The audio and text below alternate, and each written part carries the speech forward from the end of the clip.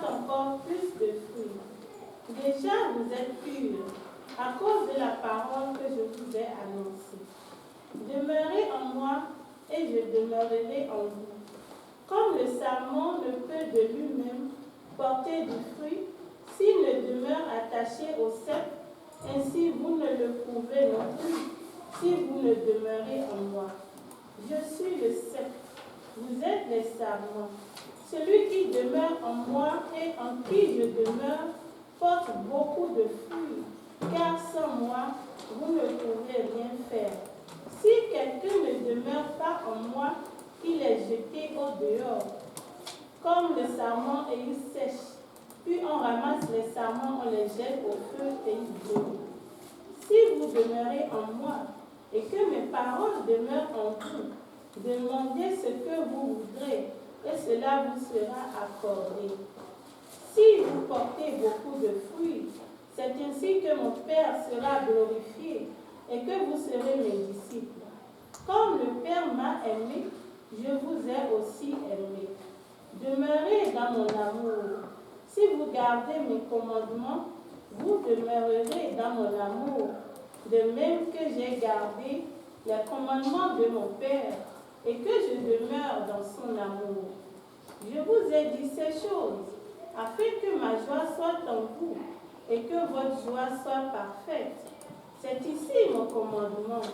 Aimez-vous les uns les autres comme je vous ai aimés. Il n'y a pas de plus grand amour que de donner sa vie pour ses amis. Vous êtes mes amis, si vous faites ce que je vous commande. Je ne vous appelle plus serviteur, parce que le serviteur ne sait pas ce que fait son maître. Mais je vous ai appelé ami, parce que je vous ai fait connaître tout ce que j'ai appris de mon Père. Ce n'est pas vous qui m'avez choisi, mais moi je vous ai choisi et je vous ai établi afin que vous alliez et que vous portiez du fruit et que votre fruit demeure, afin que ce que vous demanderez au Père en mon nom, il vous le donne. Amen. Et c'est la volonté de Dieu que nous portons tous des fruits. Amen. Dieu s'attend à ce que nous portons des fruits. L'attente légitime de Dieu, de notre part, c'est que nous puissions produire de fruits. Avez-vous remarqué quelque chose? Le fruit est toujours la multiplication de la source, en fait. Je veux dire, le manguier va produire d'autres mangues. Amen. Le maïs va produire d'autres maïs. Mais nous sommes des arbres. Donc nous devons produire d'autres arbres. Amen. Et donc, quand Dieu s'attend que nous portions des fruits, ben, nous devons produire d'autres arbres. Nous devons gagner des arbres. Dieu s'attend à ce que nous produisions du fruit. Et ce n'est pas la volonté de Dieu que nous soyons stériles. Maintenant, nous sommes vraiment à l'aube d'une nouvelle année. 2020 vient à peine de commencer. Aujourd'hui, c'est le 13, si ma mémoire est bonne. 13 jours seulement sur 365. Donc, il reste encore 352 autres jours dans cette année. Nous sommes sur... nous sommes encore dans une position où nous pouvons influencer cette année de façon puissante. Mais les gens ont célébré le Nouvel An. Je ne sais pas où vous avez été pour le Nouvel An. Qui a célébré le Nouvel An ici? Presque tout le monde.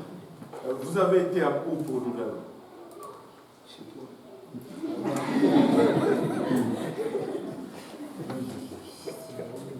Bon. On va régler ça.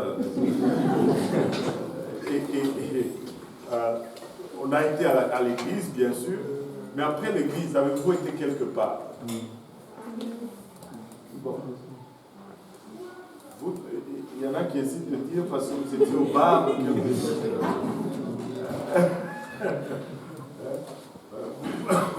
Vous souvenez-vous de l'ancien temps, hein, quand on célébrait le Nouvel An? C'était l'alcool.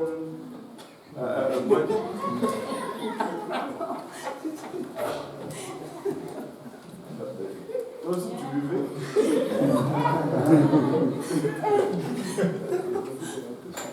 Ouais. Vous buviez chez le frère ça?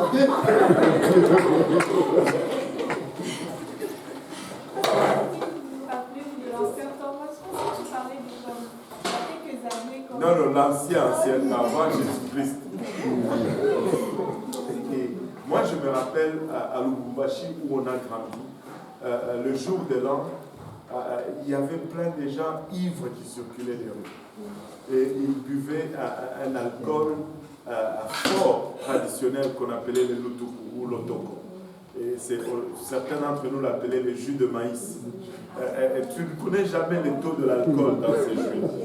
Ça peut être 80%, ça peut être 5%. Il n'y a rien qui te permet d'être. Donc, c'est très dangereux. Et là, tu voyais des gens qui ça passait dans les rues. Bonne année. Il y avait tout, beaucoup d'ivrognes. Et Nouvel An aussi chez nous, ben, là où j'ai grandi, c'était la pauvreté. Donc Nouvel An, c'est là où on t'achetait ton nouvel habit pour l'année.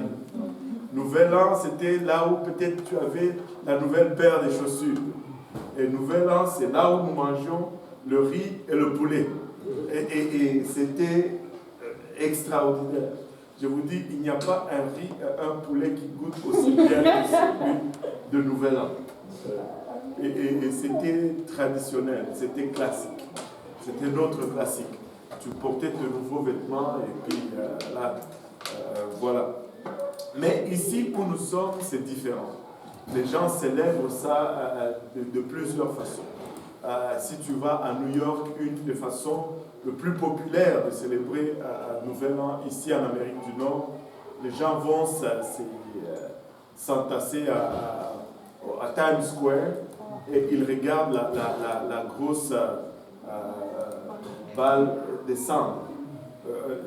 Je n'ai jamais vu quelque chose. Avant, j'ai pensé qu'il y avait quelque chose d'extraordinaire qui passait. C'est juste une grosse boule qui descend. Et il compte et puis c'est tout. Est-ce qu'il y a, je ne sais pas s'il y a même des feux d'artifice. Il y a des feux d'artifice après. Enfin, je n'avais pas vu ça. Un jour, je regardais à la télé, là, ils étaient contents que la boule est passée. Et bon, voilà, j'étais un peu perplexe. C'est tout. Et là, ils vont se mettre là dehors, sous le froid. Ils vont être là des heures et des heures.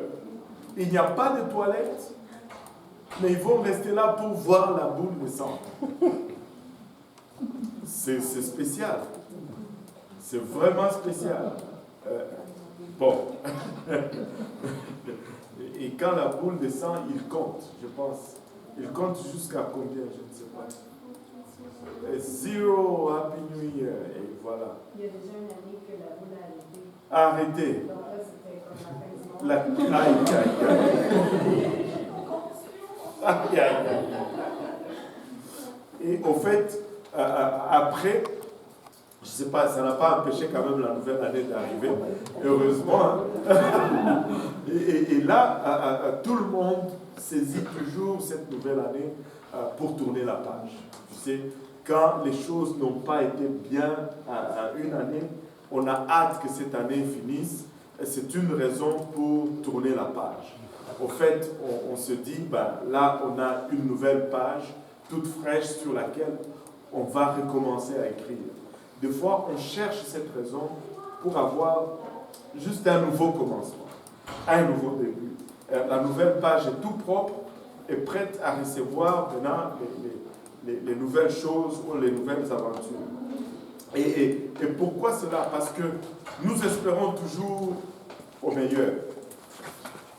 Vous savez, si nous vivons aujourd'hui, si nous sommes là aujourd'hui, si nous avons l'attitude que nous avons aujourd'hui, c'est parce que quelque part au-dedans de nous, nous espérons que demain va être meilleur qu'aujourd'hui. Allô? Hein? Tout le monde vit avec l'espoir que demain va améliorer les choses.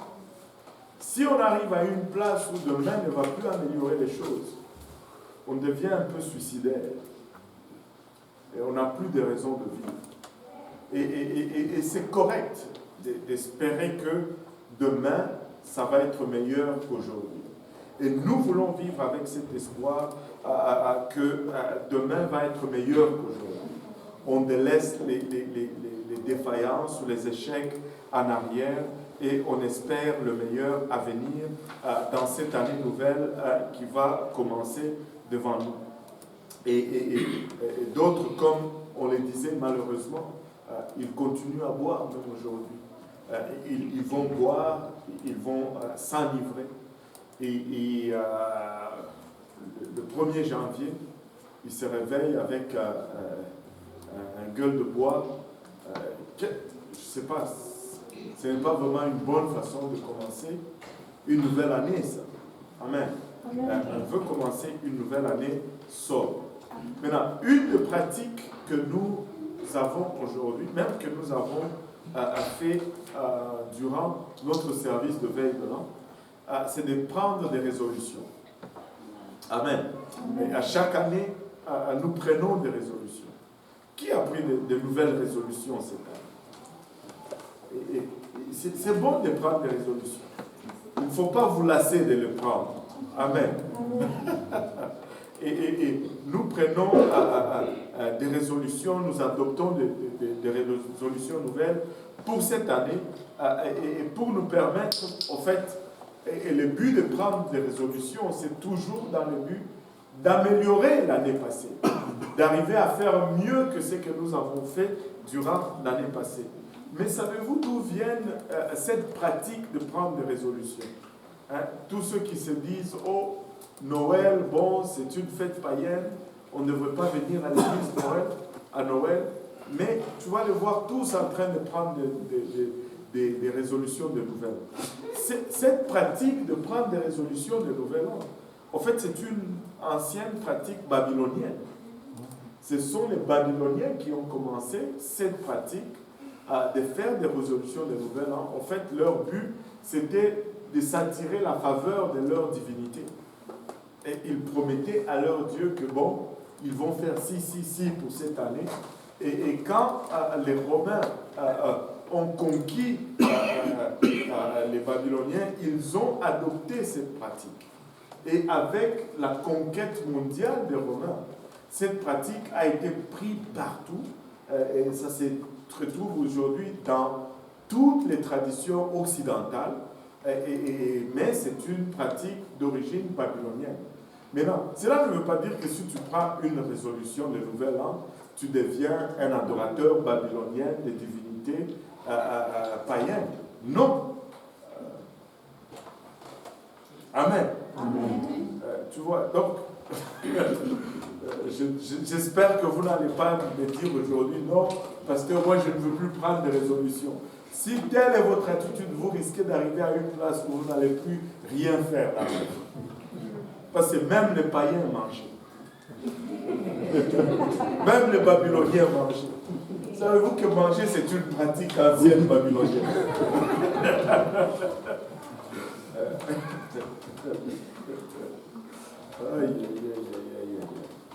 Donc, il ne faut pas, il faut pas chercher à être plus spirituel que plus spirituel. Des fois, il y a des traditions qui sont bonnes. Si les Babyloniens priaient 3 fois à des faux dieux par jour, si toi tu commences à prier 3 fois au vrai Dieu, c'est bon pour toi. Amen. C'est bon pour toi. Amen. Alléluia. Mais quand on regarde maintenant dans cette coutume ou dans cette tradition de prendre des résolutions en début d'année, il y en a plusieurs qui reviennent toujours.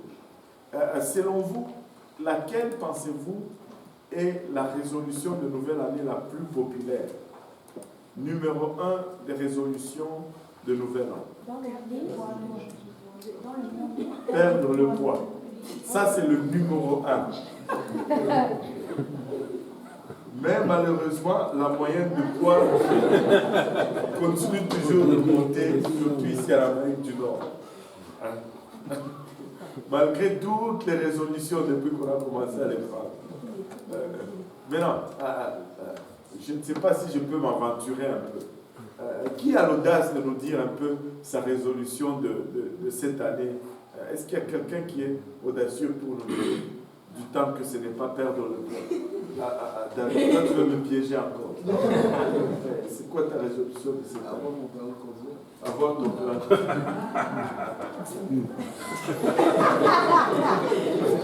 C'est sa résolution. Bon, si on peut mettre ça sur le compte de résolution, bon, ok. Et l'année prochaine, je vais chercher un autre permis. Le maintenir.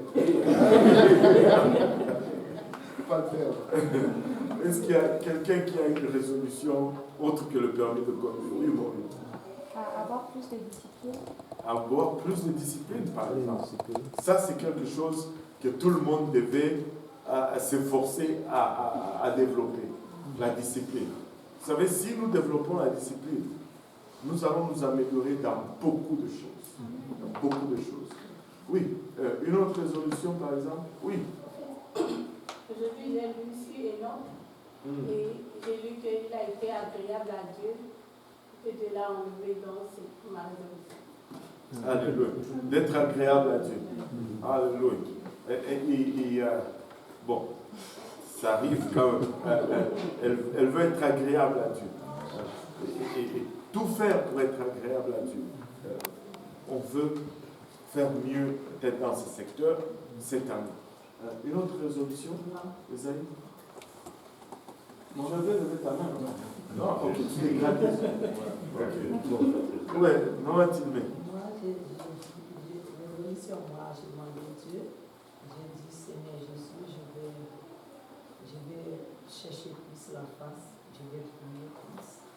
Et puis, pour chercher ça. C'est ça, j'ai demandé à Dieu. Wow. Elle veut juste prier plus. Être plus dans la présence du Seigneur et gagner plus des âmes. On a parlé de fruits au début. Nous voulons produire de fruits. Et le fruit, c'est toujours une reproduction. Donc nous voulons avoir plus des âmes. Et nous pouvons faire vraiment le tour et avoir des différentes résolutions. Et j'espère que la plupart de nos résolutions, j'espère que vous ne me cachez pas certaines, mais j'espère que la plupart de nos résolutions vont être pour nous améliorer spirituellement. Amen. Afin que nous puissions avancer spirituellement, grandir spirituellement, mieux faire spirituellement. Regardez, perdre le poids, c'est la première des résolutions dans le monde. Deuxième résolution, c'est de faire de l'exercice et se mettre en forme physique raisonnable. On va commencer pendant 2-3 jours ou 2-3 semaines et puis après, on retombe dans notre routine très souvent. C'était qui avait été gardé. Pas sur les statistiques qu'on a regardées. On va voir si ça va venir. Je pense que si tu regardes 2-3 années avant, ça allait être fumé. Mais si tu regardes dans les 3 dernières années, la cigarette a reculé beaucoup. Ouais. C'est peut-être pourquoi ce n'est plus peut-être dans la première ou la deuxième. Manger sainement. Manger sainement. C'est une des fois des résolutions que les gens prennent. Je veux manger plus santé. Et voilà.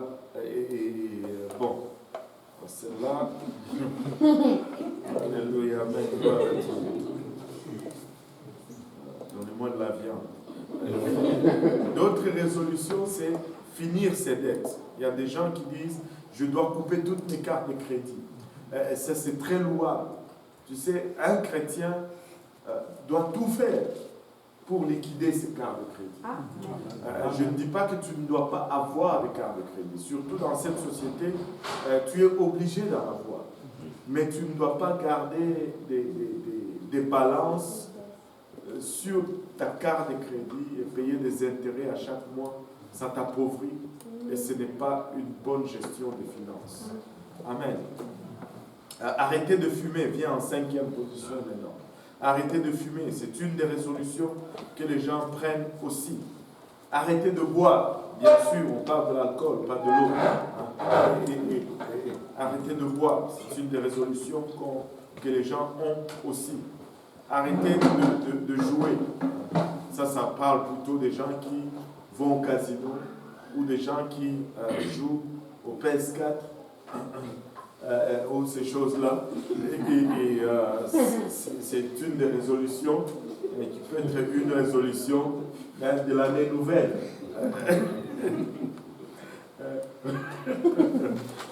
Passer plus de temps avec la famille. C'est une des résolutions qu'on peut prendre aussi pour cette année nouvelle. Il y a une autre résolution, les gens se disent apprendre quelque chose de nouveau. Bon. C'est une des résolutions. Et en 10e, visiter un nouvel endroit, que ce soit près ou loin. Ça peut être une des résolutions. Et les gens prennent toute une série de résolutions. J'ai déjà vu des gens qui se disent je vais sauter en parachute cette année. Ça va être une des résolutions. Non.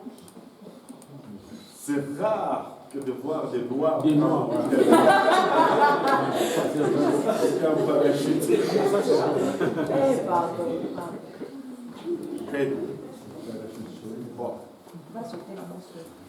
Mais cependant, ce que nous disent les recherches, c'est que les gens tiennent leur résolution pendant seulement quelques mois.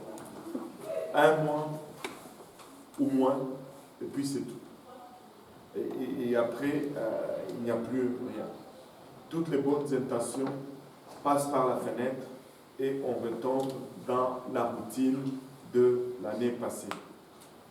Comme pour dire, l'esprit est très bien disposé. Que quelqu'un aide cette dame, s'il vous plaît. Les gars, pas les filles. Alléluia. Alléluia. Quel gentleman. Amen.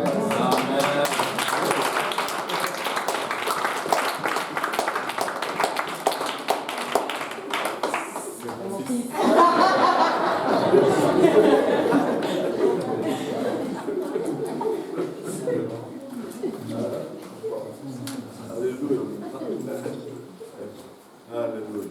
Bien. Personne ne ça, je blague. Donc, comme qui dirait, ce qu'on dit souvent dans l'église, l'esprit est bien disposé, mais la chair est faible. On a de bonnes intentions, mais les appliquer, ça reste toujours un défi.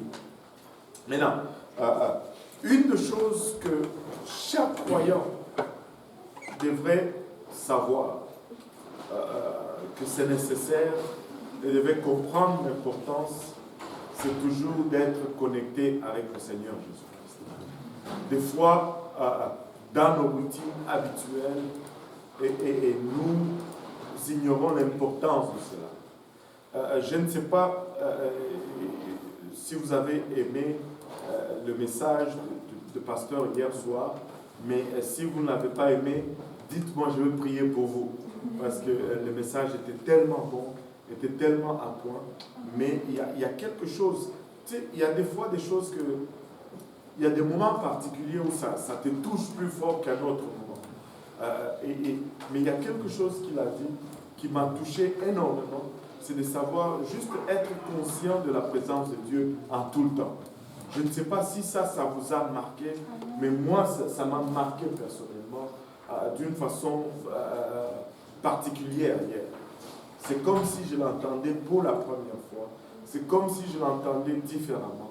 Parce que quand tu es vraiment conscient, en tout le temps, que Dieu est là, il t'écoute, écoute, tu vas éviter beaucoup de bêtises. Tu vas éviter de faire beaucoup de sottises ou de dire beaucoup de choses. nous devons être conscients de Dieu en tout le temps. Nous devons être conscients de la présence de Dieu en tout le temps. Et partout où nous sommes, nous devons être conscients de sa présence. Maintenant, si nous avons un besoin vital, c'est vraiment le besoin d'être connecté avec le Seigneur. Jésus a enseigné une leçon spirituelle à ses disciples dans le passage que nous avons lu, en utilisant vraiment l'exemple naturel de la vigne et des sarments. Il a déclaré que pour que nos vies soient productives, nous devons demeurer en lui. Nous devons demeurer en lui. Cela signifie littéralement rester connecté au Seigneur Jésus-Christ. C'est lui le cep, nous sommes le sarment. Et de nous-mêmes, si nous sommes des poupées du sarment, nous ne pouvons rien faire. Jésus a dit littéralement que sans lui, nous ne pouvons rien faire. C'est une déclaration puissante. Et ça nous amène vraiment à une réflexion. Parce que qu'est-ce que cela signifie? Que nous ne pouvons rien faire. Parce que nous pouvons voir dans le monde des gens qui ne connaissent même pas le Seigneur, qui accomplissent beaucoup de choses, qui réalisent d'énormes accomplissements. Mais au fait, quand nous faisons la somme totale de tout à la fin de la vie, mais tous ces accomplissements sont vides, sont nuls, et ils ne rapportent rien parce que à la fin de leur vie, c'est le vide total.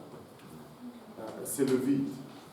Tu peux accumuler le bien matériel, mais il y aura toujours une insatisfaction. Tu peux accumuler toute la connaissance, des diplômes, mais à la fin de la vie, il y a toujours un vide et ça ne rapporte rien. Amen. Et c'est seulement ce que nous accomplissons en Jésus-Christ, c'est-à-dire dans le spirituel, et qui va vraiment compter à la fin. Jésus voulait faire passer le message à ceux qui l'entendaient que la vraie vie ne peut pas exister en dehors de lui. En fait, notre vie avant Jésus-Christ, la Bible s'y réfère comme suite. Nous pouvons dire qu'avant de connaître Jésus, mais nous vivions quand même. Mais quand nous lisons la Bible, elle nous dit qu'avant de le connaître, nous étions tous morts dans nos péchés. Bien que nous vivions, nous étions morts. Nous obtenons notre vie naturelle après notre conception, bien sûr. Et si nous regardons la vie naturelle, c'est un puissant miracle. Si tu regardes la conception, la formation de l'enfant dans le ventre de sa maman, comment il est protégé et tout, il est formé, et après à 9 mois, il naît. C'est tout un émerveillement. Essaye d'étudier un peu. L'enfant est dans le ventre de sa mère, et ce qui est fascinant vraiment, je ne sais pas pour vous, mais pour moi, c'est la circulation sanguine. Et quand il est dans le ventre de sa mère, un seul circuit met son sang est nettoyé par sa mère suite au cordon ombilical. Mais dès qu'il naît, il sort du ventre de sa mère, pouf! Tout le système change, son système de circulation devient 2 circuits, et il commence à respirer. Personne ne lui a jamais appris, et il commence à respirer. Dès qu'il sort, il prend sa première respiration. Et ils disent que quand un bébé naît, naturellement, si tu le laisses sur le ventre de sa mère, il va bouger jusqu'à ce qu'il va arriver au sein et il va commencer à téter. J'ai lu ça. Bon, je ne sais pas si c'est vrai. Je pense que quand ils ont écrit cela, ce n'est pas juste pour le plaisir. Je ne vois aucun intérêt à inventer une telle chose. C'est extraordinaire. Juste regarder la vie naturelle, c'est déjà une puissance. C'est déjà une puissance. Et ça, ça nous montre la grandeur de Dieu. Mais cela n'est rien s'il n'y a pas une naissance spirituelle. Parce qu'après tu meurs et tout cela est fini. Tout ceci pour dire que l'accomplissement naturel n'est rien sans la vie spirituelle. Amen. Alléluia. Les Écritures nous disent que la vraie vie, nous l'avons dans le Seigneur. En fait, la Bible pousse cela aussi loin jusqu'à dire que c'est en lui que nous avons l'être et le mouvement. Hors de lui, il n'y a pas de vie.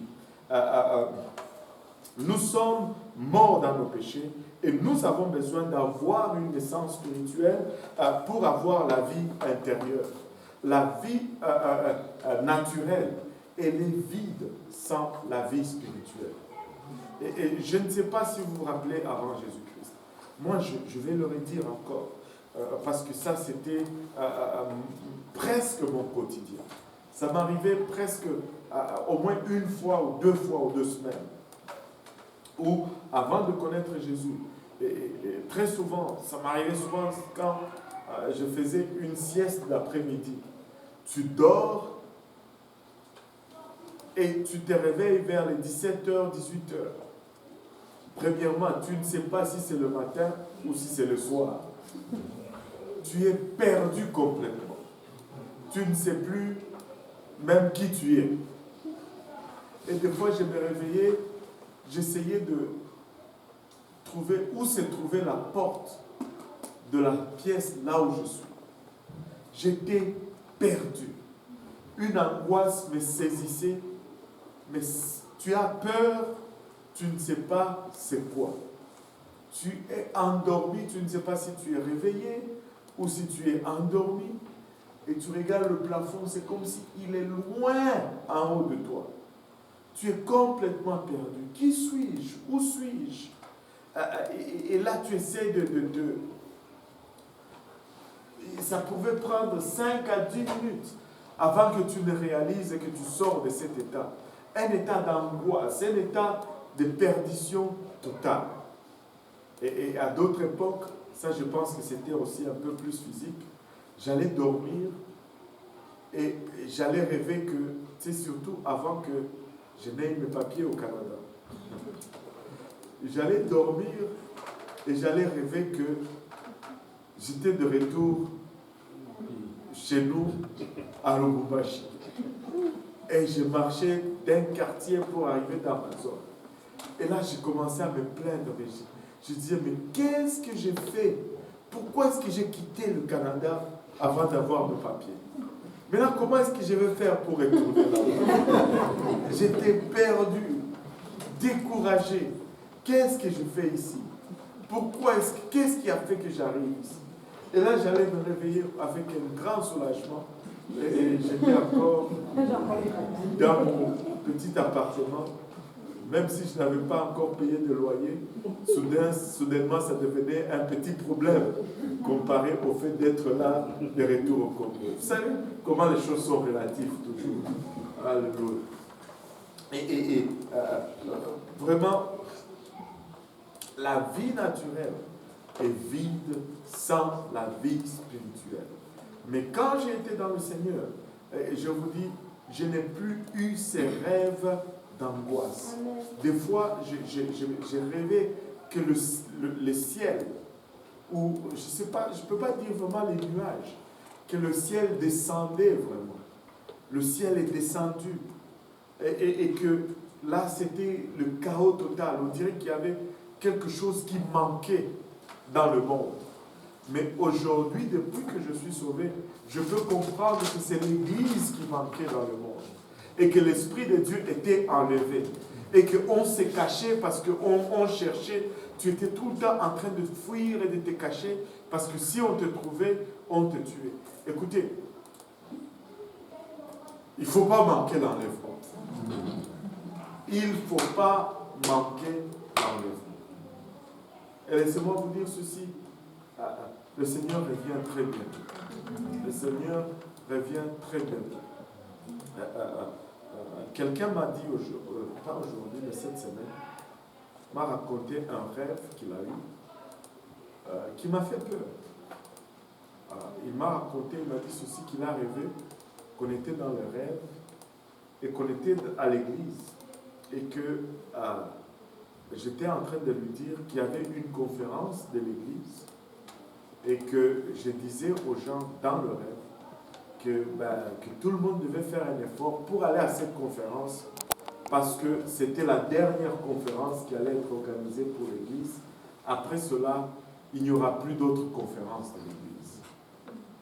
Et j'ai compris tout de suite que le Seigneur est en train de nous dire que la fin est proche. La fin est juste proche. Je me sens fortement de dire,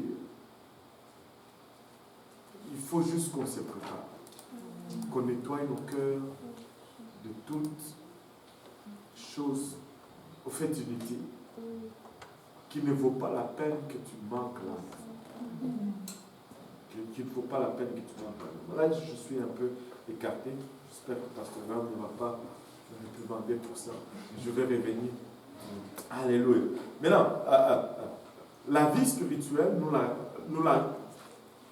nous l'obtenons lors de la seconde naissance, ou la naissance d'eau et d'esprit. Quand nous naissons d'eau et d'esprit, c'est là que nous naissons spirituellement.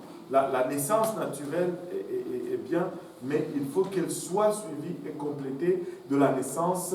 La naissance naturelle, je veux dire, elle est bonne, mais il faut qu'elle soit suivie et complétée par une naissance spirituelle. Amen.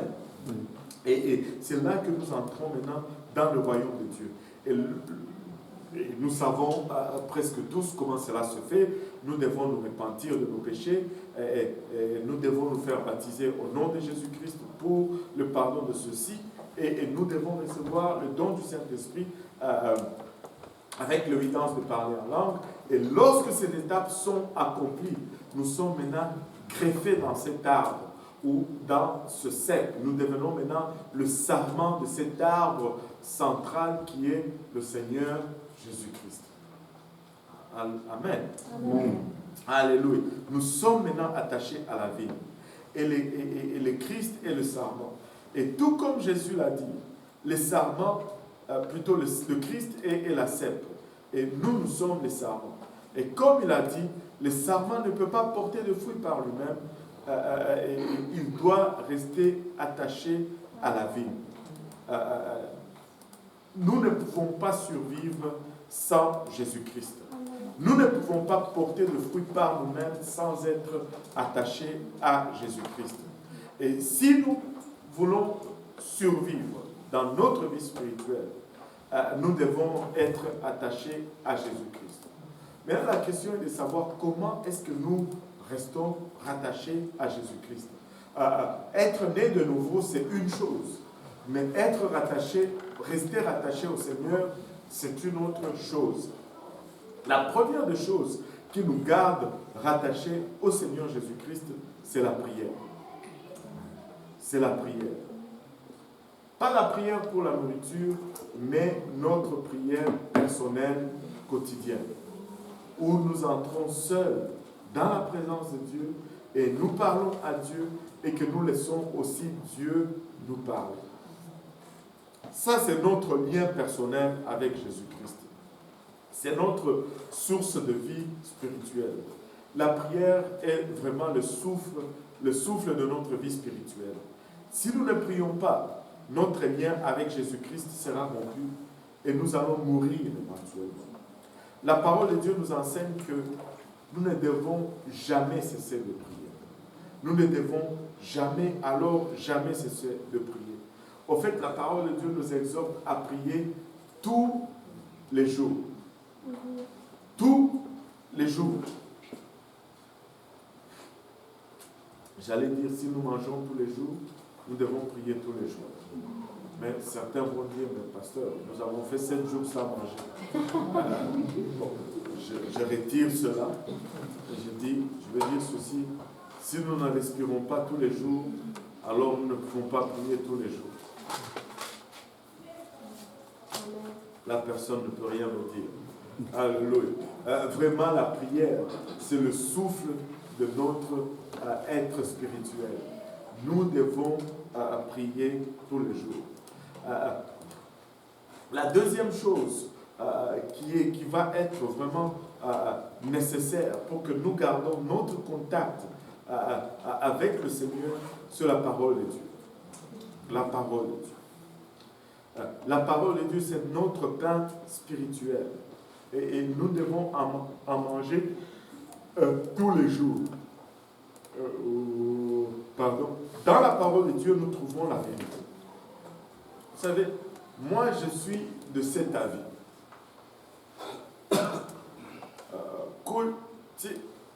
Il n'y a pas un temps où il y a autant de déceptions que de nos jours. Vous n'avez qu'à regarder la multitude de soi-disant prédicateurs ou enseignants, et les radios, et les télévisions, et l'Internet. Tu peux trouver toutes sortes d'enseignements selon ce que tu veux croire. Tu en trouves de toutes sortes, de toutes qualités par-dessus. Tu sais, tu peux décider de croire quelque chose et de trouver quelqu'un qui enseigne cette chose pour te nourrir avec cela. Mais nous ne devons pas rechercher cela. Nous devons rechercher la vérité de la parole de Dieu. Si tu lis tout simplement ta parole tous les jours, tu sais, sans agenda, tu la lis de Genèse à Apocalypse, tu suis tout simplement la charte. Moi, je suis d'avis que cette parole s'imprègne en nous. Et que lorsqu'on te donne une fausse doctrine par après, même si tu n'as pas la connaissance de toute la vérité, il y a une alarme qui sonne à l'intérieur de toi.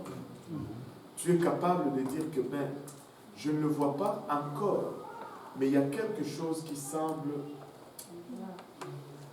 pas, il y a un ordre ici, là. Et éventuellement, tu vas y arriver.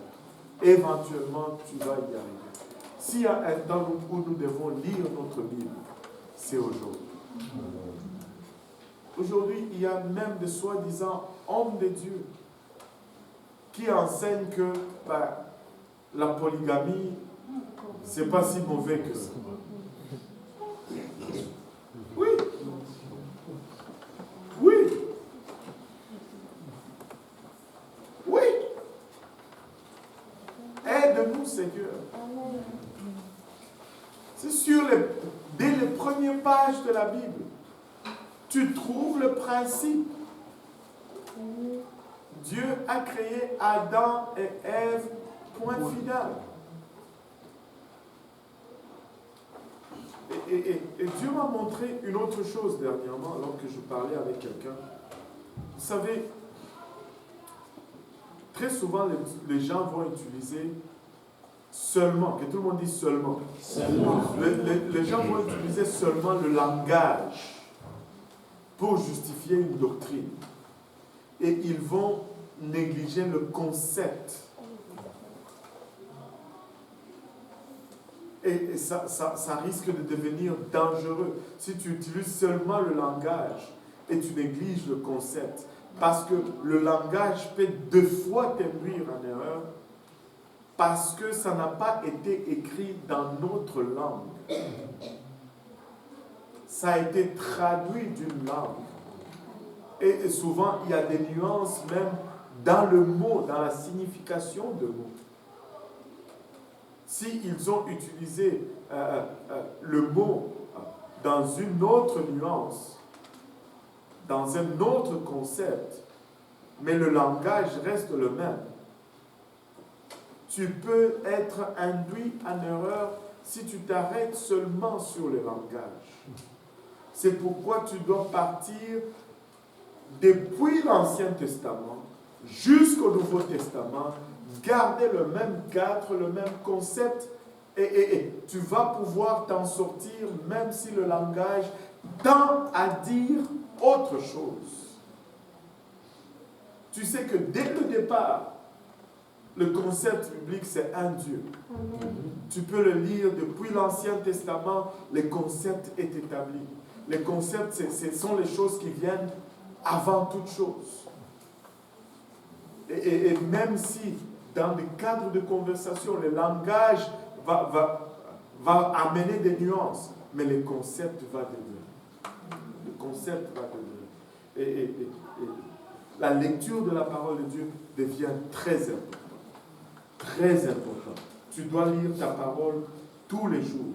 Et l'autre chose qui est encore plus important aujourd'hui, en passant, c'était tombé dans ma tête, j'ai oublié de le mentionner, mais je vais le mentionner aujourd'hui.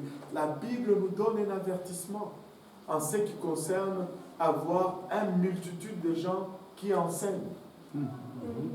Tout le monde ne peut pas enseigner. Oh, vous empêchez tout le monde à enseigner. Dans la Bible, nous dit nous devons faire attention que tout le monde, parce que ça amène la confusion. Ça amène la confusion. Tout le monde n'est pas appelé à enseigner. J'étais en train, je me rappelle, je pense que je prêchais à l'église de l'Est le matin, et c'est tombé dans ma tête comme ça. Regardez, avant que tu commences à enseigner, même à l'école primaire, tu dois faire combien d'années d'études?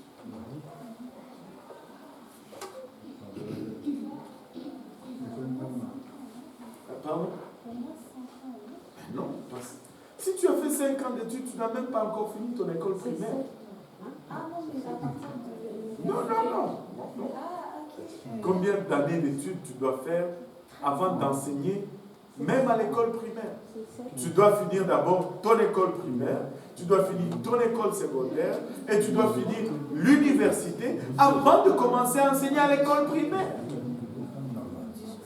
Tu ne peux pas prendre quelqu'un qui vient de finir son école primaire et puis tu le mets à enseigner à l'école primaire. En fait, ça fait 19 ans d'études. Ça, quelque chose comme ça. 17 ans, 19 ans, avant que tu commences à enseigner à l'école primaire.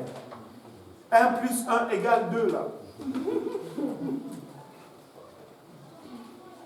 Mais quant à la parole de Dieu, on peut juste s'autoproclamer. On peut juste prendre cela à la légère. Et induire beaucoup de gens en erreur, ce n'est pas grave. Et ça, c'est juste moi et mes réflexions. Peut-être que ce n'est pas important, mais bon. La troisième des choses, la première des choses, c'est la prière, si nous voulons rester connectés. La deuxième des choses, c'est la parole de Dieu. Et la troisième des choses, c'est l'Église. Tout le monde dit l'Église. Oh mon Dieu. S'il y a quelque chose qui est combattu aujourd'hui, c'est l'Église. Laissez-moi vous dire ceci. Quand le monde commence à combattre quelque chose, il y a quelque chose de bon là-dedans.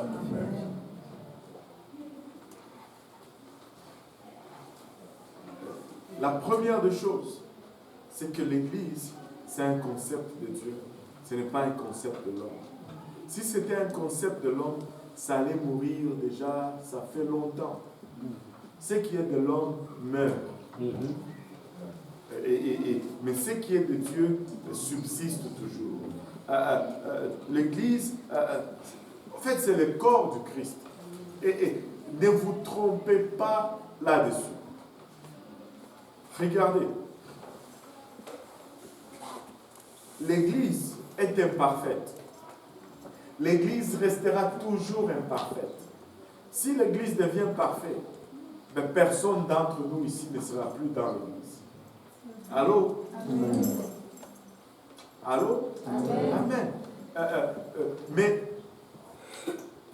ne regardez pas à l'imperfection de l'Église pour dire que bon, oh, l'Église, ceci, cela. Une des choses les plus dangereuses, c'est de critiquer l'Église de Dieu. Parce que l'Église de Dieu, c'est son épouse. Et révélation. Tu peux insulter quelqu'un, il peut encore te pardonner. Mais n'insulte pas sa femme. Le sang monte au cerveau. Je suis un homme, je peux témoigner de ça. Amen. ce n'est pas une bonne chose que d'insulter la femme de quelqu'un. Parce que ça devient sensible. Allô? Alléluia. Ça devient sensible. Je me rappelle, je vais raconter ça. Je me rappelle un jour, on était dans l'église ici. Il y a longtemps, très longtemps. Ne cherchez même pas à savoir ce qui. Vous n'allez pas savoir. Amen. Juste en partant, pour vous épargner tout un exercice cérébral inutile. Un gaspillage d'énergie. On était nouveau dans l'église. Ça, c'est il y a 20 ans. Là. On était nouveau dans l'église. On était assis. Et c'était un dimanche. Je pense que je me rappelle vaguement des circonstances. Mais on a demandé à ma dulcinée de dire quelque chose et de témoigner. Alors, elle s'est levée, elle a commencé à dire, vous savez, elle a commencé à dire l'église, comment nous étions reconnaissants pour l'église, comment quand nous sommes, je ne sais pas pour vous, mais nous quand nous sommes arrivés à l'église, je vous dis, nous étions dépouillés et rejetés. Si ce n'était pas l'église, on ne serait pas avec vous aujourd'hui ici. Il y en a qui viennent à l'église qui sont quand même bien, bon, qui ne réalisent pas vraiment la profondeur de ce que l'église est. Mais nous étions au fond, là, au fond. Donc quand nous étions à l'église, c'était Alléluia, Amen, gloire à Dieu. Et maintenant, elle donnait des témoignages, mais il y avait une personne en arrière qui, c'est ce genre de personne, même quand Pasteur Graham prêche, la personne allait toujours faire des commentaires. Oh, blablabla. Bon. Mais ce jour-là, elle a commencé à faire les commentaires sur ce que ma femme disait. Oh, lavage des cerveaux, blablabla. Je vous dis.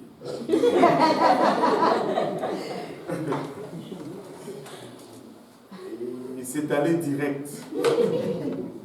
Zwing. Dans l'église. Je me suis juste retourné.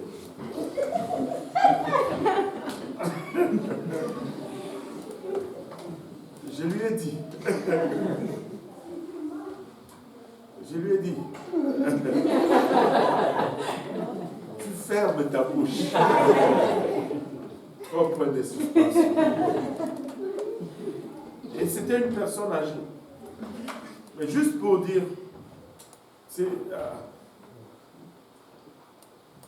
tu ne peux pas y arriver sans la prière. Tu ne peux pas y arriver sans la parole de Dieu. Tu ne peux pas non plus y arriver sans l'église. Tu ne peux pas y arriver sans l'église. Écoutez, je pense que la meilleure des illustrations, Pasteur la donne de moins en moins ce jour, mais il nous donnait une illustration qui m'a toujours frappé. Si tu coupes un doigt de ta main, la main va continuer à fonctionner par après. Il va y avoir de la douleur, et on va avoir de la difficulté, mais la douleur va finir, la main va guérir.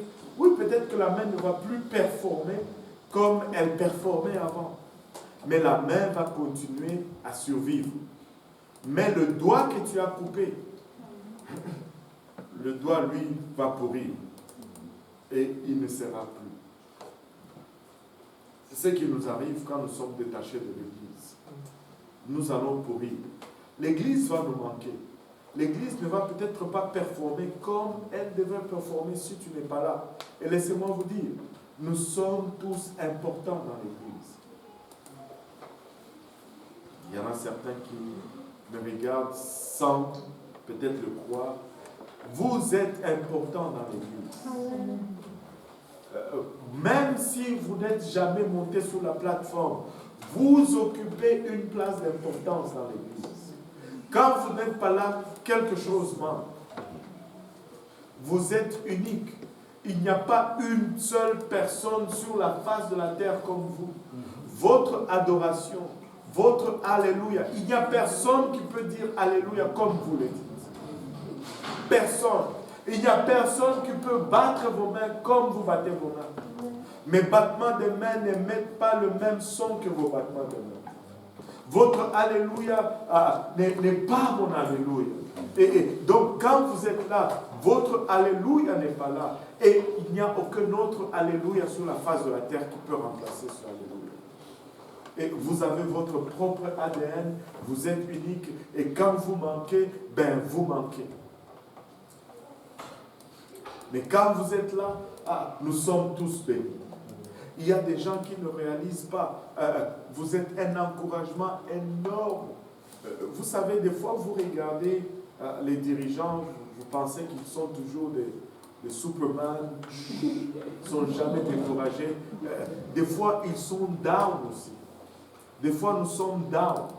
Et quand nous venons à l'église, des fois, juste de voir une personne, tu vois juste une personne, tu es boosté et encouragé comme pas possible.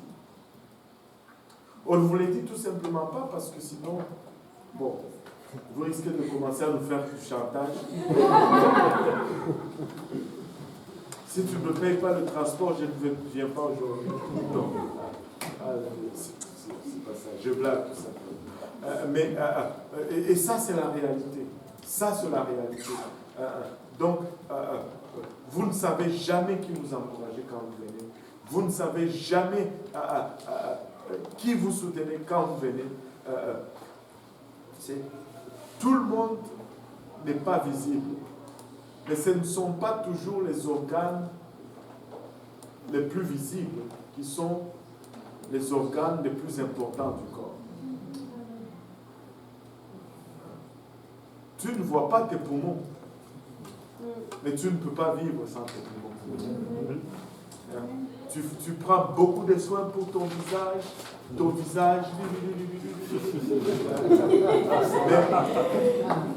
tes poumons, tu ne t'en soucies même pas. Mais sans tes poumons, tu ne peux pas vivre. Tu ne peux pas vivre.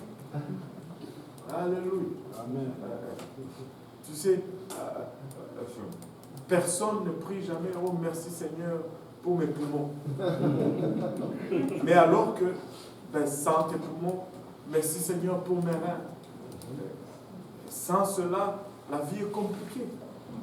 La vie est compliquée. Donc, on va dire souvent merci Seigneur pour mes yeux.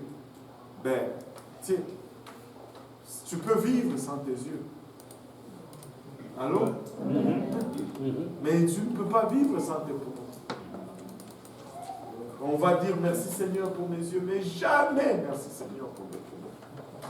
Donc, ne pense pas que parce que tu es, on ne cite pas ton nom, que tu ne montes jamais sur la plateforme, que tu n'es pas important. Peut-être que c'est toi le poumon de l'église.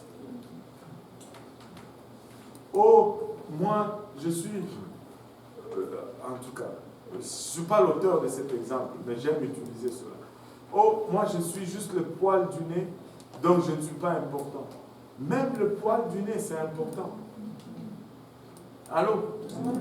Parce que si on t'enlevait tous les poils du nez, la poussière va rentrer continuellement dans le système. Et si la poussière rentre dans le système, tu vas commencer à éternuer continuellement pour faire sortir cette poussière. Mais tu sais qu'à chaque fois que tu éternues, c'est comme si tu meurs et tu ressuscites.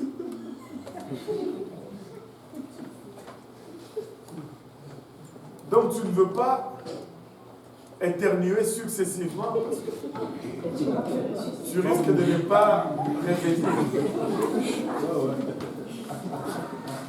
Donc le poil du nez devient aussi important. Regarde ton voisin, dis-lui, tu es important.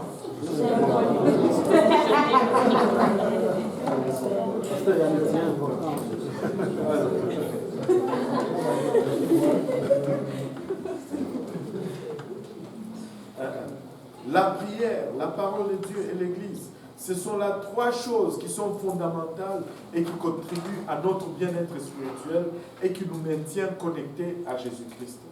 Et nous devons prendre une résolution de Nouvel An pour nous maintenir quotidiennement connectés au CEP. Je dois prier tous les jours. Je dois lire la parole de Dieu tous les jours. Et je dois être à l'église autant que possible. Autant que possible. Maintenant, dans la même illustration, le Seigneur explique ce qui arrive aux personnes qui ne restent pas connectées au CEP. Il a dit que le sarment qui ne produisent pas de fruits, qu'est-ce qui lui arrive? Quand le sarment est coupé, et ça c'est vraiment un coup de masse à ceux qui disent ou qui enseignent une fois sauvé, sauvé pour toujours. Ça n'existe pas, une fois sauvé, sauvé pour toujours. Tu sais, il dit, le sarment qui ne porte pas de fruits est coupé et jeté au dehors. Tu sais, quand on les coupe, on les jette au dehors. Si on l'a jeté au dehors aujourd'hui, tu peux le regarder et le voir plein de feuilles et te dire, ben, il est encore vivant. Mais si tu le laisses là, après 2-3 jours, il flétrit, il sèche. Et quand il sèche, après, on les jette au feu et il brûle. Et cela ne ressemble pas du tout au ciel. Cela ne ressemble pas du tout au salut. Amen. Et donc, si nous ne restons pas connectés, nous n'allons pas porter de fruits. Et si nous ne portons pas de fruits, éventuellement, qu'est-ce qui va arriver? C'est que nous allons mourir. Laissez-moi vous dire ceci. Il y en a qui ont peur de rétrograder. Mais une des façons de ne pas rétrograder, c'est de gagner des âmes. Porter du fruit. Quand quelqu'un a ses pensées sur gagner des âmes, c'est plus difficile d'être distrait par des futilités. Oh, tel a dit ça. Ça va nous conduire où? Oh, tel a fait ça. Ça va nous amener où? Je veux juste gagner une âme. Je veux juste gagner une âme. Nous devons porter du fruit.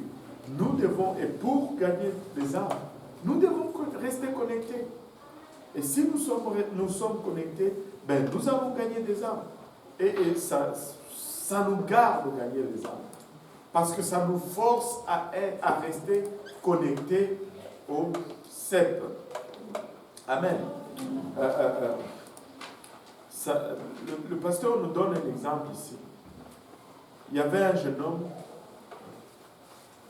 qui a mené une vie pécheresse auparavant. Il a essayé toutes sortes de plaisirs mondains sans jamais être satisfait ni combler le vide dans sa vie. Et finalement, un jour, il a rencontré un croyant apostolique qui lui a prêché l'évangile. Il est venu à l'église, il s'est repenti et il a été baptisé au nom de Jésus, il a reçu le Saint-Esprit et il était tellement enthousiasmé, tellement excité par cette nouvelle vie qu'il a commencé à partager son témoignage avec plusieurs autres. Et certains d'entre eux sont également venus au Seigneur, ils ont été sauvés et ce jeune homme a fait plusieurs études bibliques. Il n'a jamais manqué de service à l'église et il était en feu pour le Seigneur, comme on dit. Cependant, il a commencé à être occupé par la vie et qu'il a tranquillement commencé à négliger sa vie spirituelle. Il venait toujours à l'église, mais sa force spirituelle s'affaiblissait. Les choses qu'il avait laissées auparavant ont commencé à revenir petit à petit. Laissez-moi vous dire ceci. C'est triste de voir des jeunes qui viennent en feu au Seigneur. Au début, ils sont tellement préoccupés par le bien des âmes et ils sont en feu. Mais très vite, ils vont commencer à shifter. D'abord, ça va être des choses qui sont nobles. Et on n'a jamais dit de négliger les choses nobles. Mais on a toujours dit de garder les priorités à la bonne place. Toujours les priorités à la bonne place. Et tranquillement, les priorités vont commencer à changer. Tranquillement, ça va être l'argent, les études ou les relations, c'est-à-dire si c'était un garçon, il va y avoir une fille, et si c'était une fille, il va y avoir un garçon, et ça ne faillit jamais. Dès que tu vois un garçon qui a un feu pour le Seigneur, une fille va commencer à tourner autour. Et là, c'est la distraction, boum, c'est parti. Si c'est une fille, c'est un garçon qui va commencer à tourner autour. Là, c'est la distraction, et puis boum, c'est parti. Ce n'est pas qu'on veut que tu restes célibataire. Amen. Amen. On veut célébrer le mariage. Mais chaque chose a son temps, et cela de la bonne façon. Amen. Alléluia. Alléluia. Il a commencé à manquer l'église, à négliger sa Bible, puis un jour, on l'a vu prendre un verre avec des vieux amis, et 6 mois après environ, il était passé d'être un fait pour Dieu à être un rétrograde, récidiviste. Comment cela s'est-il produit? Parce qu'il a tout simplement perdu sa connexion. Il a abandonné les choses quotidiennes, simples de tous les jours. Le manque de temps de prière lui a coûté sa vie spirituelle. Que cela ne vous arrive pas. Restez connectés au Seigneur Jésus-Christ. Restez connectés au Seigneur Jésus-Christ. En bout de ligne, nous sommes là parce que nous voulons être sauvés. Nous sommes là parce que nous voulons que lorsque la trompette sonne, nous y arrivons. Ne perdez pas de vue ces buts-là. Ne perdez pas de vue cet exercice. Amen. Alléluia. Voilà. Voilà la leçon d'aujourd'hui. Est-ce qu'il y a des questions? Une très grosse leçon que vous avez expliquée aujourd'hui. Et je peux confirmer que c'est vrai. Si vous mettez vos prières de côté, vous allez fréquenter l'Église. À ce moment-là, vous allez à votre cœur. Alléluia.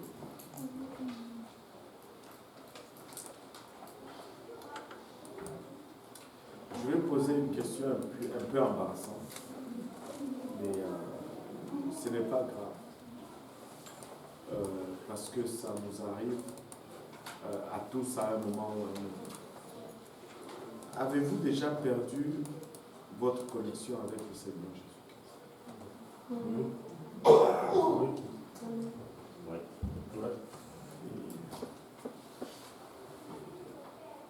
Et pendant combien de temps cela a-t-il duré?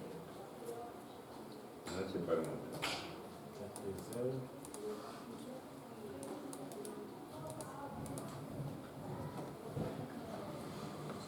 Plusieurs fois, mais par période en fait.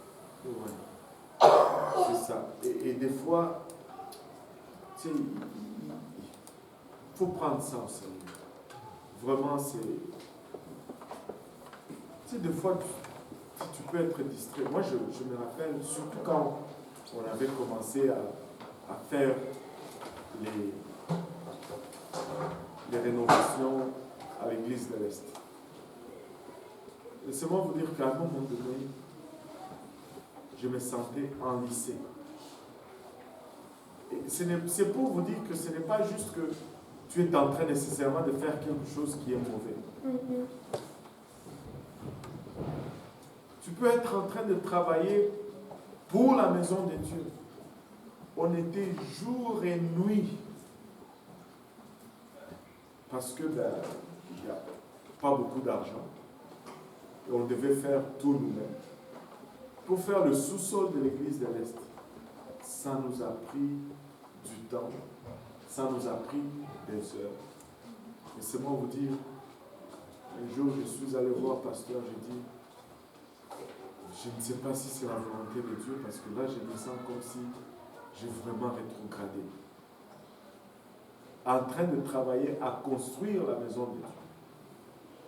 Pour que les gens viennent, adorent le Seigneur. Mes amis, il faut faire attention. Il faut juste faire attention.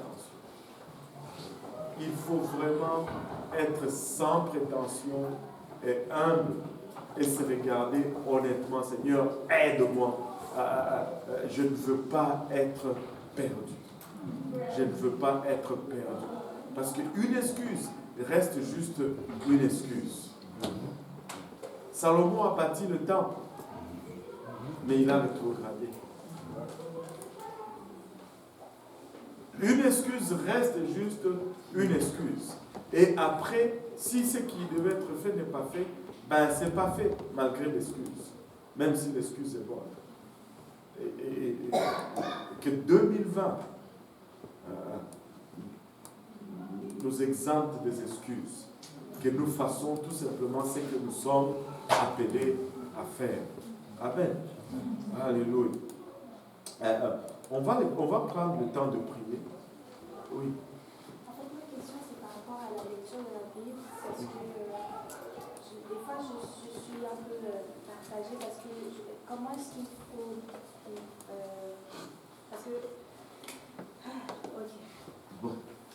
Il faut lire sa Bible en suivant la charte, mais il faut aussi lire sa Bible en essayant de l'étudier. Donc, quelle est la bonne façon de faire? Les deux. Mais comment gérer en fait, parce que des fois tu vas moi personnellement, des fois je vais commencer à lire juste parce que je suis en train de suivre ma charte, mais en même temps je suis poussée à comme étudier, parce que des fois je tombe sur des sujets qui te captivent. Exactement. Voilà. Est-ce que c'est ça la meilleure façon, ou est-ce qu'il faut séparer, en fait, avoir un temps où tu fais juste lire pour suivre et un temps où tu viens pour étudier? Ouais. Il faut faire les deux et je vais m'expliquer. Amen. La lecture quotidienne, honnêtement, quand tu lis pour suivre ta charte, je pense que pour un lecteur moyen, c'est à peine 15 minutes de lecture par jour. 15-20 minutes, tu as lu ta part pour... Et ça dépend aussi, si tu es dans les chroniques, ça peut être 40 minutes, parce que à lire les noms, tel est le fils de tel, des fois tu vas relire le même verset 4 fois parce que tu n'es pas vraiment dedans. Alléluia, amen. Mais quand tu lis vraiment, c'est pas long. Je veux dire, c'est pas une longue lecture. C'est souvent environ 3 chapitres ou 4 et voilà, c'est fini. Et quand tu arrives même au psaume 19, ce n'est même pas le chapitre complet. Là. Et voilà. Donc, ce n'est pas une longue lecture, mais c'est une lecture que tu dois faire en étant posé.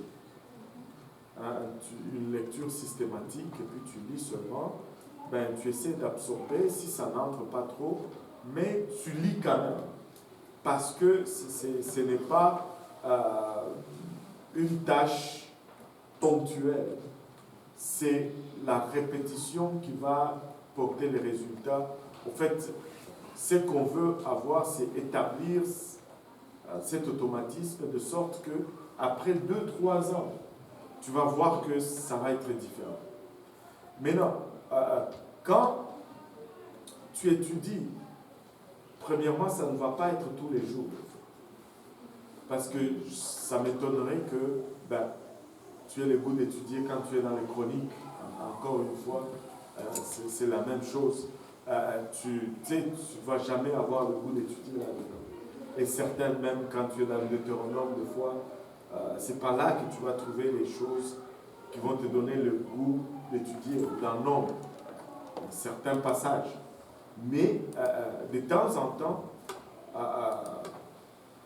tu vas lire une histoire captivante qui va te demander de pousser un peu trop loin, de chercher à lire autre chose pour alimenter ta connaissance. Mais ça, il faut que tu aies cette discipline de compléter ta lecture et de prendre maintenant des temps de méditation pour creuser là-dedans. Creuser là-dedans. Tu dois toujours avoir deux. Et cette étude, l'étude de la parole de Dieu va se faire soit des fois par sujet, soit c'est une personnalité que tu étudies, et des fois c'est un mot que tu étudies, et des fois c'est une circonstance qui va être le sujet de ton étude, mais ça ne va pas être tous les jours que ça va t'arriver. Des fois, c'est juste la lecture et que tu lis, tu as des fois même hâte juste de finir ta lecture et de partir. Mais tu dois avoir les deux. Tu dois avoir les deux. Il doit y avoir des moments où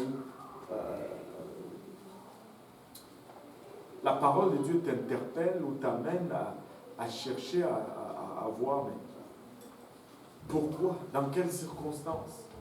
Mais ce n'est pas tous les jours que ça va être comme ça.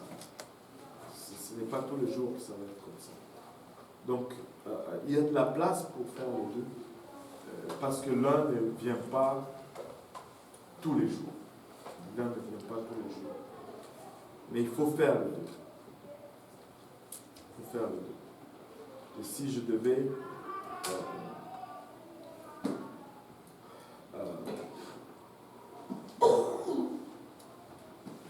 faire un parallèle avec notre vie, tous les jours nous respirons normalement.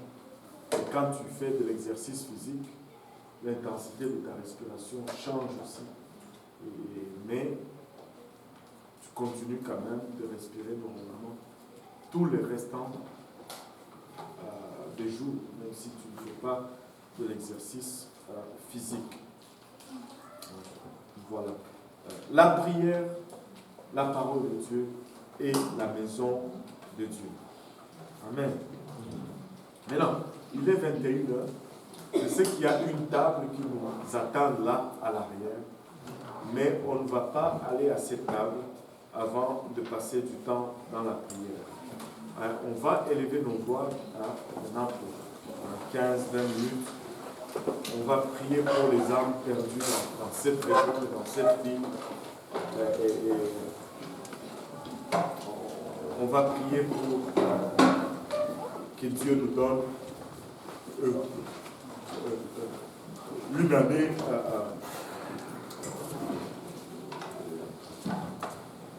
année qui porte du fruit. Amen. Alléluia. Alléluia. Si nous pouvons vraiment prendre le temps d'intercéder simplement, d'élever nos voix et de parler au Seigneur de la part des âmes perdues et de la part de l'Église, de la part, alléluia, de cette année 2020, que le Seigneur puisse produire en nous de fruits. Amen.